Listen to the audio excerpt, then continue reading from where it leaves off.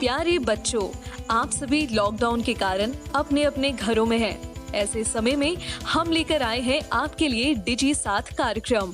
इसके माध्यम से आप प्रत्येक दिन सोमवार से शुक्रवार तक पूर्वाह्न 10 से 12 तथा अपराह्न 1 से 2 बजे तक अपने अपने कक्षाओं के अनुरूप कार्यक्रम देख सकेंगे। स्कूली शिक्षा एवं साक्षरता विभाग, झारखंड। नमस्ते दोस्तों, आप सबका झारखंड सरकार के डिजी साथ प्रोग्राम में स्वागत है। आइए देखते हैं कि आज हम क्या क्या पढ़ेंगे। हम एपिसोड की शुरुआत कक्षा 9 के हिंदी के अध्याय वाक के साथ करेंगे और इसके बाद कक्षा 11 में बायोलॉजी के चैप्टर एनिमल किंगडम को पढ़ेंगे। साथ साथ इन पर आधारित प्रश्नों को भी करेंगे। तो आइए शुरू करते हैं हम अपना प्रोग्राम डिजी साथ। अब पढ़ाई नहीं रुकेगी।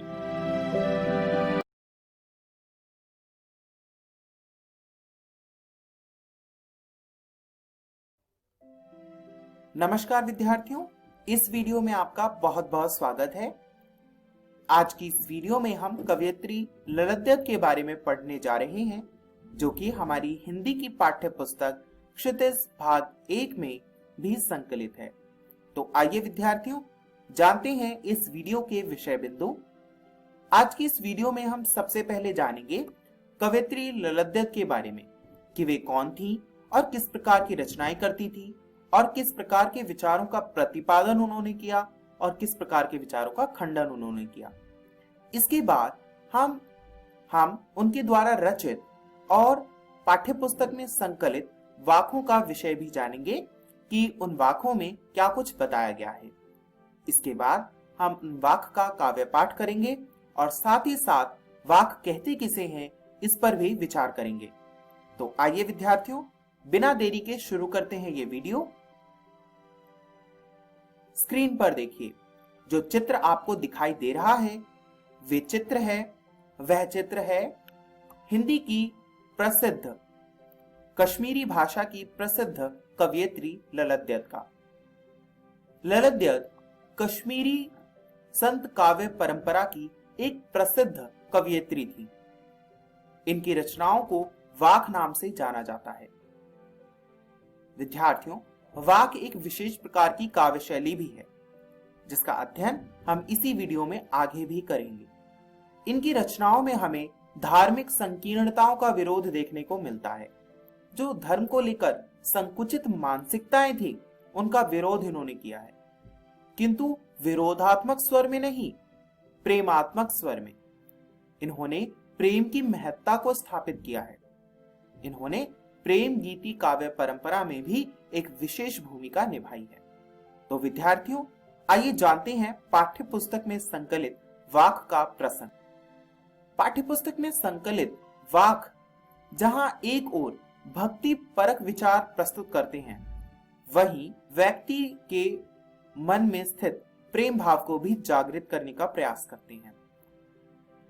इनकी रचनाओं में हमें प्रतीकों का प्रयोग भी देखने को मिलता है।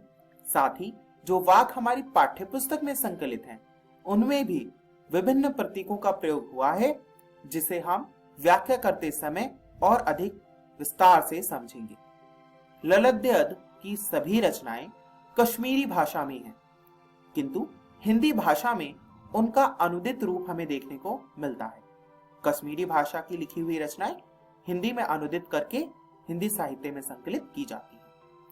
तो आइए विद्यार्थियों, अब हम जानते हैं कि वाक किसे कहते हैं और साथ ही वाक को पढ़ते भी हैं। पहला वाक है, रस्सी कच्चे धागे की खींच रही मैं नाव, जाने कब सुन मेरी पुकार, करें देव भव सागर पार। पानी टपके कच्चे सकोरे, व्यर्थ प्रयास हो रहे मेरे, जी में उठती रह रह हुक, घर जाने की चाह है घेरे। विद्यार्थियों, ये एक वाक परंपरा में लिखी गई काव्य रचना है। वाक का अर्थ होता है वाणी। जब हम इसका अर्थ जानेंगे, तब आपको पता चलेगा कि किस प्रकार की वाणी है। इस प्रकार की वाणी एक विशेष प्रकार का मार्गदर्शन करती हैं। आइए अब हम अगला वाक्य देखते हैं। अगला वाक्य है, खा खा कर कुछ पाएगा नहीं, ना खाकर बनेगा अहंकारी, सम खा तभी होगा संभावी, खुलेगी सांकल बंद द्वार की। विद्यार्थियों, वाक्य एक विशेष प्रकार की काव्य रचना है जो मात्र 4 पंक्तियों में लिखी जाती है। और एक बात और विद्यार्थियों, कवयित्री ललित ने भी कबीरदास की ही तरह कोई भी रचना स्वयं नहीं लिखी। इन्होंने अपनी रचनाएं कही और लोगों ने इन्हें कंठस्थ कर लिया। आइए विद्यार्थियों, अब हम अगला वाक्य देखते हैं। अगला वाक्य है, आई सीधी राह से गई न सीधी राह, सुषम सेतु पर खड़ी थी, बीत गया दिन आह, जेब टटोली कौड़ी ना पाई, माझी को दूं क्या उतराई। विद्यार्थियों, इस काव्य रचना में आपको एक बात और विशेष दिखाई दे रही होगी, वह यह है कि वाक्य जो है वह एक विशेष प्रकार की काव्य शैली होती है, किंतु यह जो रूप है वह उसका अनुदित हिंदी रूप है। और उसी हिंदी रूप के माध्यम से अनुवादकों ने प्रयास करके ललित के विचारों को हिंदी में प्रकट करने का प्रयास किया है। आइए विद्यार्थियों, अब हम अगला वाक्य देखते हैं। अगला वाक्य है, थल थल में बसता है शिव ही, भेद न कर क्या हिंदू मुसलमान, ज्ञानी है तो स्वयं को जान, वही है साहिब से पहचान। विद्यार्थियों, यहां पर कवयित्री ने एक विशेष प्रकार की धार्मिक सहिष्णुता पर बल दिया है। साथ ही विद्यार्थियों, आपने सभी वाक्य को पढ़ते समय ध्यान दिया होगा कि ये वाक्य जो है वे गेय हैं, इन्हें गाया जा सकता है, इनमें गेयता विद्यमान होती है। इस प्रकार विद्यार्थियों, मुझे आशा है कि आपने इन वाक्य का उच्चारण तो सीख ही लिया होगा, साथ ही वाक्य की विशेषताओं को भी समझ लिया होगा। तो आइए विद्यार्थियों, जानते हैं कि इस वीडियो में हमने क्या कुछ जाना। इस वीडियो में आज हमने सबसे पहले जाना कि कवयित्री ललित कौन थी, किस प्रकार की रचना उन्होंने की और उनके द्वारा लिखित वाक्य का विषय क्या था। साथ ही विद्यार्थियों, हमने उन वाक्य को पढ़ा और समझा कि वाक्य कहते किसे हैं। मुझे आशा है कि आपको यह वीडियो पसंद आया होगा और आप घर जाकर इन वाक्य को पढ़ेंगे। अगली वीडियो को देखने के लिए आप वाक्य पढ़कर आएं, जो कि आपकी हिंदी की पाठ्य पुस्तक क्षितिज भाग 1 में संकलित है। इसे और सरल बनाने के लिए आप स्क्रीन पर दिए गए वाक्यों को देखिए। जिन वाक्यों को लाल रंग से चिन्हित किया गया है उन्हें आप घर से पढ़कर आएं, ताकि अगली वीडियो को समझने में आपको बहुत ही सरलता की अनुभूति हो। इस वीडियो को देखने के लिए बहुत बहुत धन्यवाद।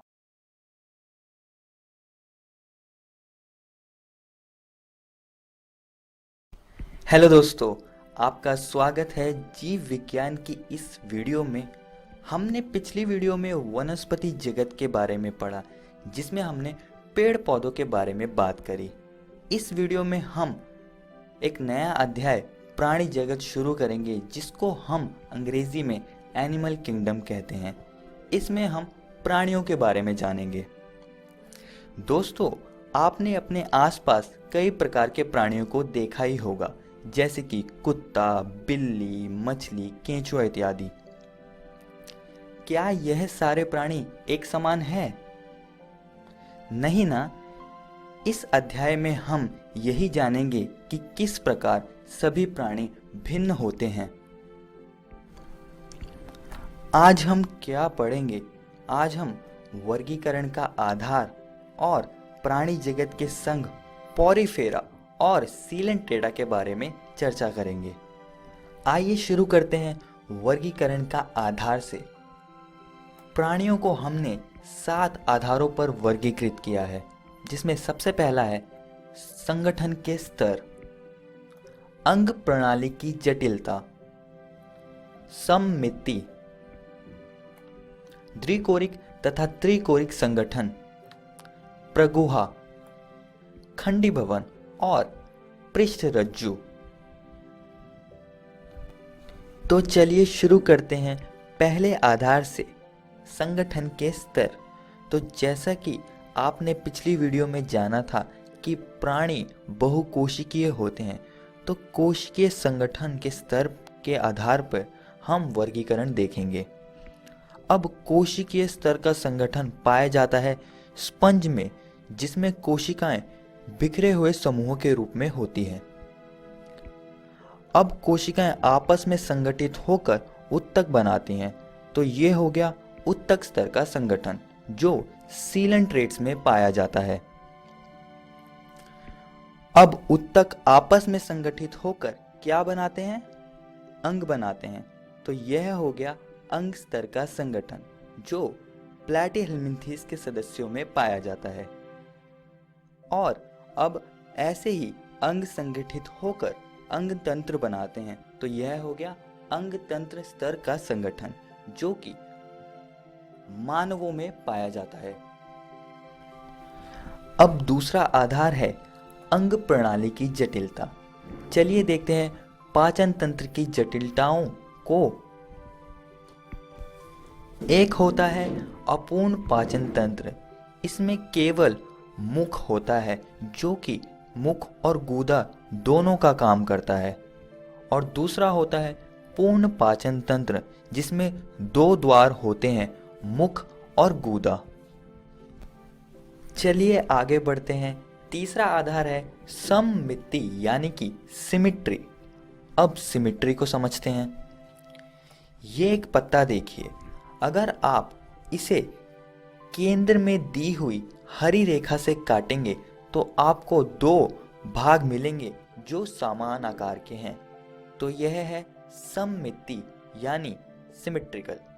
अब दूसरी ओर इन पत्तों को देखिए, क्या इनको केंद्र से काटने पर 2 बराबर या समान आकार के भाग मिलेंगे? नहीं ना, तो यह हो गया असममिति यानी असिमेट्रिकल।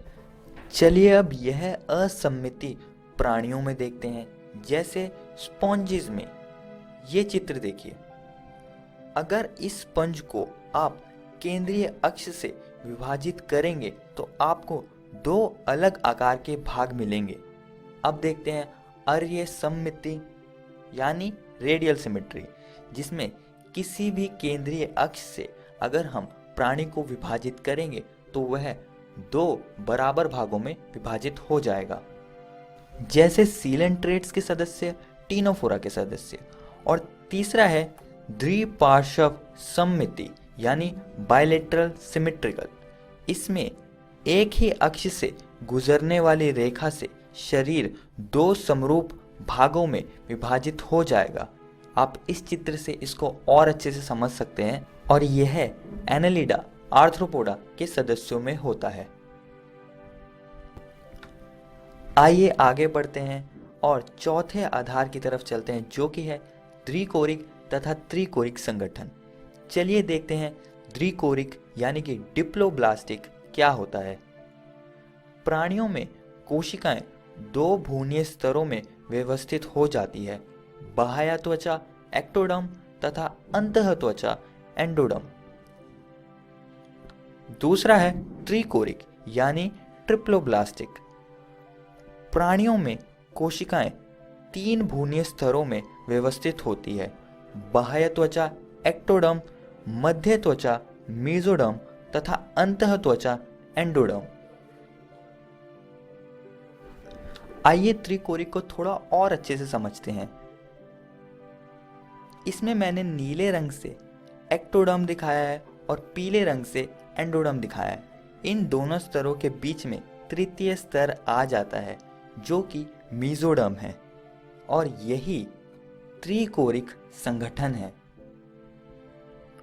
अब हम बात करेंगे 5वें आधार के बारे में, प्रगुहा। आइए सबसे पहले समझते हैं अगुह्य यानी असिलोमेट्स। इन प्राणियों में गुहा पाया नहीं जाता है, जैसे कि फ्लैटवर्म्स। दूसरा है कुटगुहिक यानी स्यूडोसिलोमेट्स। इन प्राणियों में गुहा होता है परंतु मीजोडर्म से आच्छादित नहीं होता है, जैसे कि सेगमेंटेड वर्म्स। तीसरा है सिलोमेट्स यानी देहगुही। इनमें गुहा पाया जाता है और वह गुहा मीजोडर्म से आच्छादित होता है, जैसे राउंड वर्म्स में। चलिए अब हम छठे आधार खंडी भवन यानी सेगमेंटेशन को समझेंगे। दोस्तों, आपने अपने आसपास केंचुआ तो देखा ही होगा। जरा पास से देखिए, यह खंडों में विभाजित रहता है। इसी को हम खंडी भवन कहते हैं। केंचुए में इस प्रकार के पैटर्न को हम विखंडी खंडी भवन कहते हैं और यह विखंडोवस्था यानी मेटामेरिज्म कहलाती है। दोस्तों, अब हम सातवें आधार पृष्ठरज्जु यानी नोटोकॉर्ड को समझेंगे।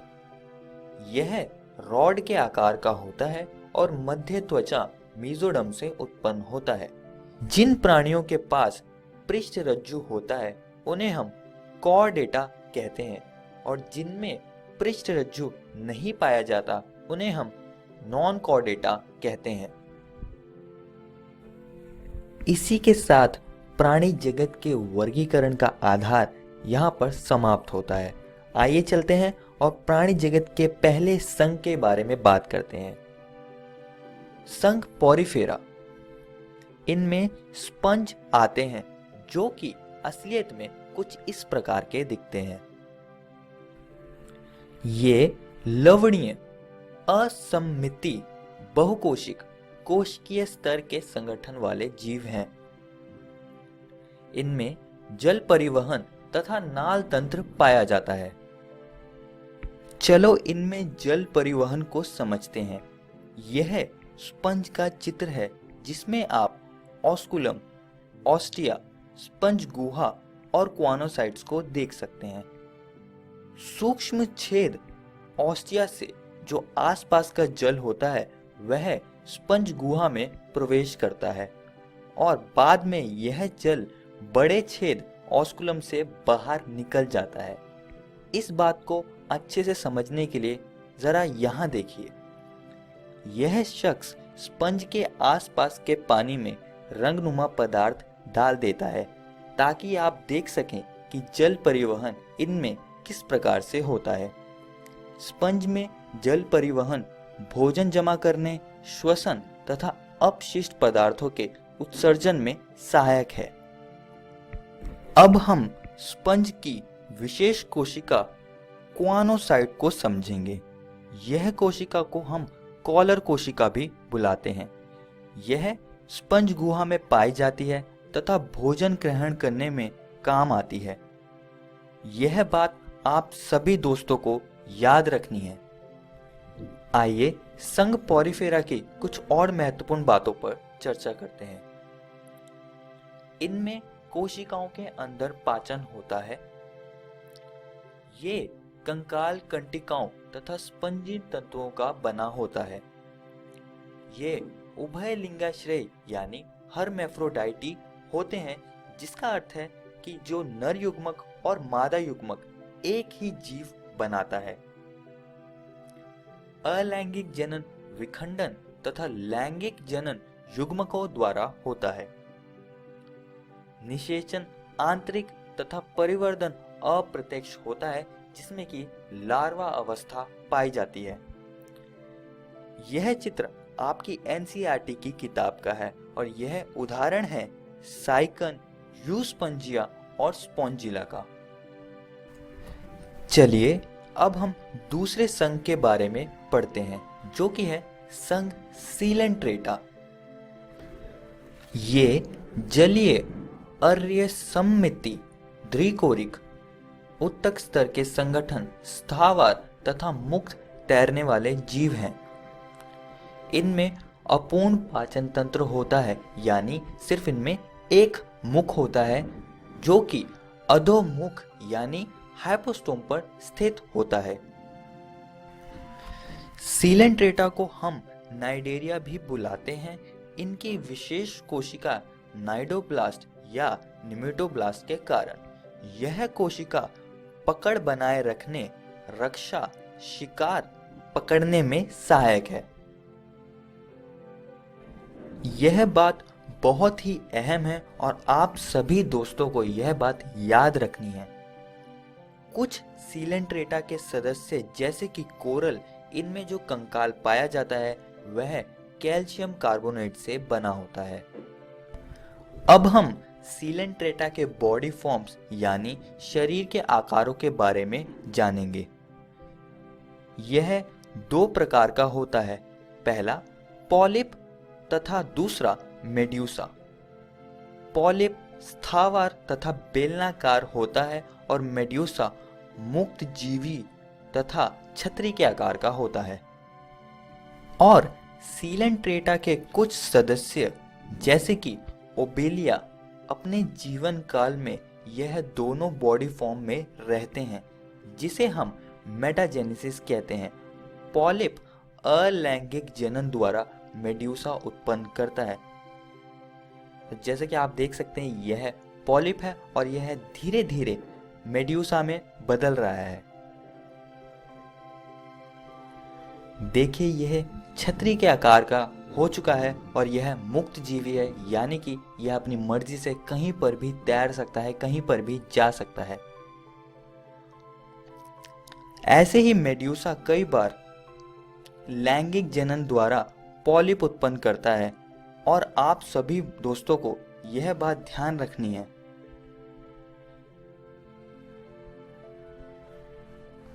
आइए इनके उदाहरणों के बारे में बात करते हैं।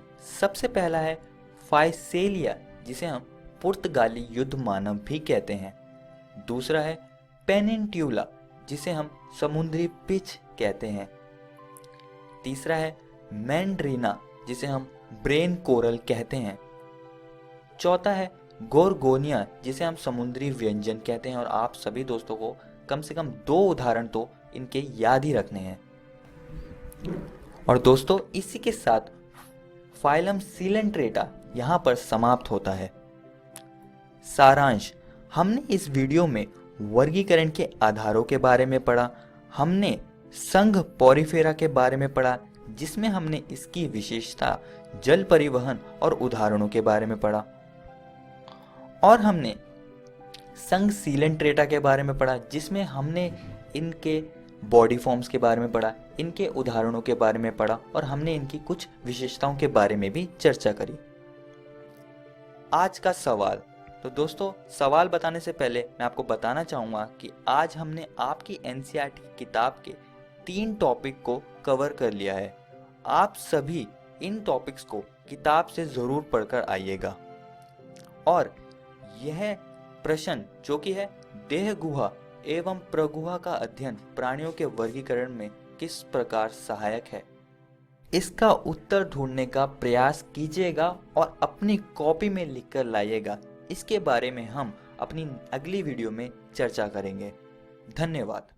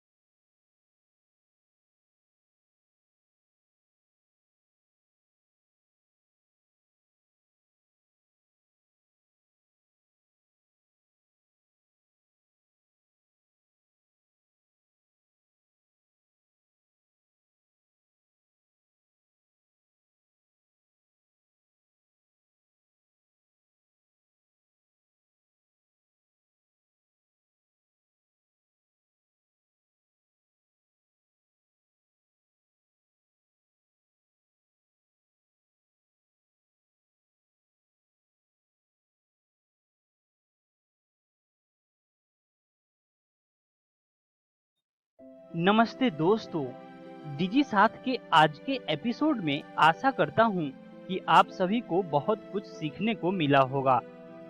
आइए हम देखते हैं कि आज हमने क्या क्या पढ़ा। आज हमने सबसे पहले कक्षा 9 में हिंदी के अध्याय वाक को पढ़ा। इसके बाद कक्षा 11 में बायोलॉजी के चैप्टर एनिमल किंगडम को पढ़ा। साथ साथ इन पर आधारित प्रश्नों को भी किया। एक जरूरी सूचना, इस एपिसोड को जो अभी आपने देखा, इसका पुनः प्रसारण YouTube पे किया जाएगा इकोवेशन के चैनल पे ठीक 3 बजे।